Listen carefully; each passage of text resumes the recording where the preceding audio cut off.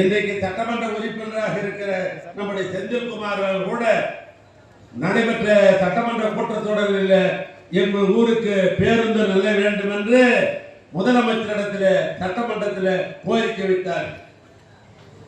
உதயசீலன் வைக்கிற கோரிக்கையோ, வேலு வைக்கிற கோரிக்கையோ, சுப்பராயன் வைக்கிற கோரிக்கையோ, வசந்தங்காட்டி வைக்கிற கோரிக்கையோ என்பது முதலமைச்சரிடத்தில் தன் வீட்டு பிள்ளைகள் வைக்கிற கோரிக்கையாகத்தான் முதலமைச்சர் எண்ணுவார்.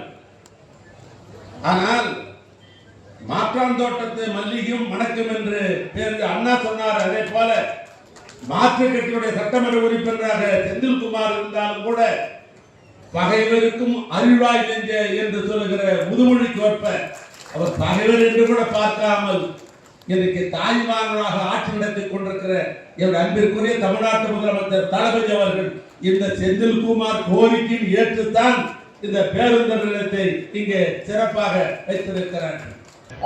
ஒரு கள்ளக்குறிச்சி மாவட்டத்தில் ஒரு 20 வருஷமாகவே கிட்டத்தட்ட கூட்ட நெரிசல் வந்து கொஞ்சம் அதிகமாக இருந்தது.